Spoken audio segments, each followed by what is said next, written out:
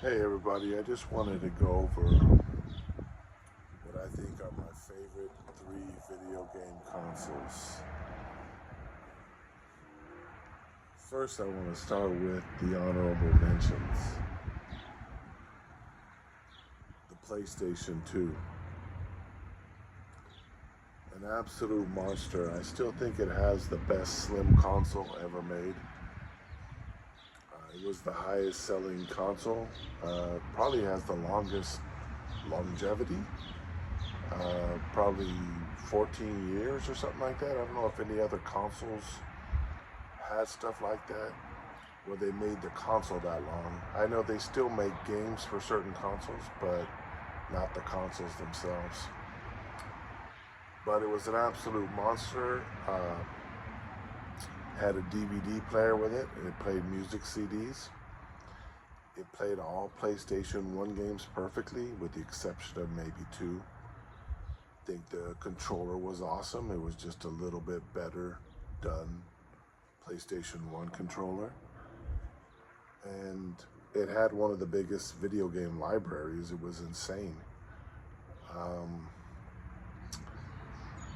And there were so many people that worked with the PlayStation 2 at that time because of its success. So you have all kinds of aftermarket controllers and accessories and stuff for it. Really, really neat. Really an awesome thing. The only bad thing I could say about the PlayStation 2 is they didn't really prepare for the changing of the future with televisions. It was really a pain to hook up to an HDMI, and it still is. You have to spend extra money and get cables and converters and stuff, and it's just really not worth it, except one other way, and I'll explain that later. Second honorable mention is going to be the PC Engine or the TurboGrafx 16. I remember the launch day for this, so one of my good friends picked one up, and we played a half a dozen games on it, and I was like, it's a little bit better than the Nintendo, but I just think it's going to be a flop. It's not a big company. I didn't hear anything about it. It did flop a lot in a lot of ways, but boy, was I wrong. It has an amazing library. I think it's second to having the most percentage of fun games to shovelware. It has probably more replayable fun games than it does trash. That's pretty rare. It's second to only one, and I'll get to that later. I didn't like about it the single player port, and you gotta buy extra accessories to sit down with 3 or 4 people and play a game. I didn't like that thing about it. It was kind of a weird design for a console, but there were so many things that I fell in love with later with this console. Just the shmups, the shmups, the shmups. I love it. Thank you so much, Hudson. That little B symbol, I'll always remember that. Next honorable mention, I would say, from the PlayStation 2 era, the Nintendo GameCube. I think Nintendo was panicking because Microsoft came out with their console and Sony was starting to kill them with the PlayStation 2. And I think they were just throwing any games and any companies out at this. I loved it. They have so many fun titles on this. It's amazing. Crazy little console, came in cool colors with a handle. What? Really cool. Really cool accessories. The Game Boy player on the bottom. They were just trying to think out of the box. Things I don't like about it, it's very expensive to collect for. It never drops. You rarely find deals on some of the hard to find games. The big hitters, you just don't find it. It's hard. The coolest controller I have for that is I have one of the Resident Evil chainsaw controllers for the GameCube. We'd have fun trying to play Madden or some kind of a football game or something, or a fighter with it, and just try to not laugh so hard at the person that was stuck to use it or whatever. It was ridiculous. But an absolute cool console. Thing I didn't like about it, Nintendo was paranoid of the piracy, so they went with a small disc, and they wasted a lot of memory space on that instead of using the actual like DVD size. I wish they would have done that and, you know, not made that mistake. And then you have game cases that have 2 discs or more, kind of like the Xbox 360, similar to the PS3 with the Blu-ray. It was on 2 disc or 3 disc on the Xbox 360 and just 1 on the PS3. But, you know, it's just a mistake. You know, I think they cleared that and recovered it. And I'd also would probably get a lot of comments if I didn't mention the Nintendo Switch. And I don't really need to say much about that. A console that you can hook up in your home to a television and take it anywhere out traveling. I mean, enough said. It's got a massive library and it's been on fire. I mean, we're just a couple days away from the release of the Switch 2. So I think that's got to be mentioned.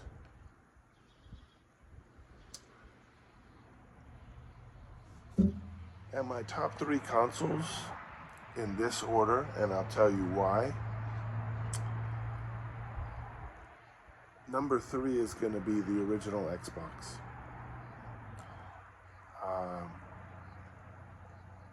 Microsoft just came out on fire. In that generation, with all the Dreamcast and the GameCube and the PlayStation 2, most games ran better on the original Xbox, and it was just a little bit more powerful. The reason why I like it, it's not for the original Xbox. It is also a DVD player, but Microsoft had some stupid proprietary remote you had to use, and it was so many other things. Once I bought one on eBay and I had no idea what I was getting into. I bought I think it was a blue one, like a Halo blue one. And this was way back before it is like at the price it is now. And I turned that thing on and it just made all kinds of weird noises, and I was like, what the hell? And once I saw this thing modded and I researched that, and I saw every single system on there with emulation. The coolest thing for me is the music visualizer. Can I get that word out? And I just think that's so amazing on that. And the Xbox MC, which is like Cody or something now. They changed the name. But to play digital movies on there, to put in a larger hard drive and play emulators, play music on there, have a storage life. I mean, you could still, in this 2025, you could still DJ like a party with an original Xbox. You could do it with an iPod also, but you wouldn't have the visualizer that the Xbox has. I just think it's crazy. You have some wireless controllers, Pelicans, that make it like almost a modern console. And they did a great job for being able to hook this thing up. It was 1080p, I think, 1080 progressive. The scale was the highest, and you can hook it up to a modern television very easily. And it has a great library. It was pretty awesome. I mean, if you don't like the original Xbox, I'd check it out again. These things are affordable nowadays, and you can mod them ridiculous. I know you can mod a Wii or a Wii U, and that's a whole different ballgame. And you could put more modern consoles emulation on there, yeah, but I'm thinking the original Xbox was the beast for that. I mean, that's why it was one of my major consoles. I didn't have to turn on and hook up my Super Nintendo or my Genesis and just the arcade games that I could go through thousands of arcade games. and just turn those on and play them on like a 50-inch screen or something. It's just an amazing console. Absolutely amazing. My second favorite console is the PlayStation 3, the Fat. I prefer the 60 gigabyte edition. And the reason being is I think also Sony just kept trying to roll and try to throw as much stuff into this. That also is a CD player for music, a DVD player, and a Blu-ray player, which was new at the time. And it was just amazing. It took a little while to get, it was behind the Xbox 360 in sales and games. But once it got rolling, it was ridiculous. I love the PS3 controllers, the Bluetooth. I mean, playing like a video game while you're snuggled under a blanket with the controller and it still works and there's no lag or anything, that was new for me. That was amazing. I thought it was really cool. And then you got things that like Little Big Planet and stuff, just it has a good library of games that is rarely talked about by anyone. No one says like the library of the PS3 is the best, but the PS3 was able to play PS3, PS2, and PS1, and not to mention its relationship with the PSP and the Vita.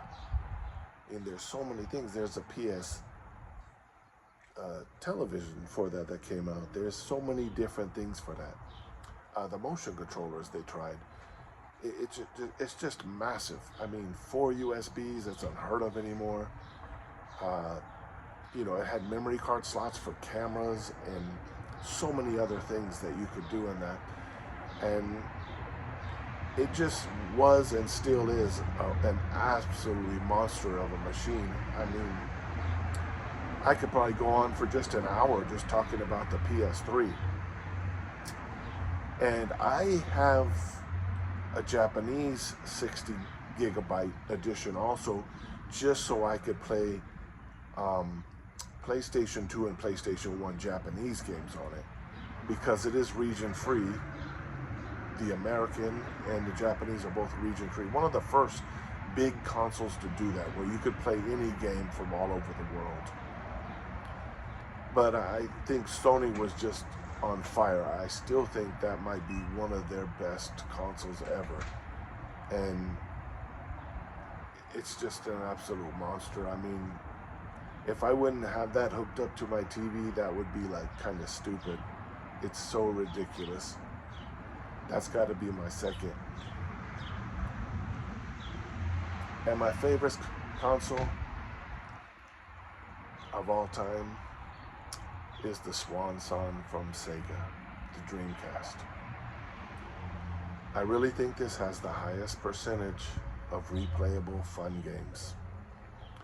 It has like what you would say,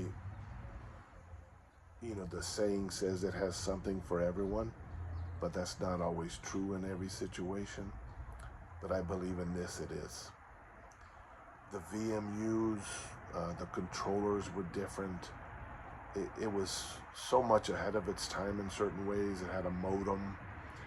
And the only thing, you know, I wish they would have delayed it a little bit and put a DVD player in it. I think that would have kept it alive longer. And I also wish they would have put a DVD in there. That would have probably slowed down the piracy that they put, like their GCDs or whatever they were called. But other than that, I mean, its library is insane. And I also have a couple of these that are Japanese because they have a couple of exclusive games that were only in Japan that I wanted to play.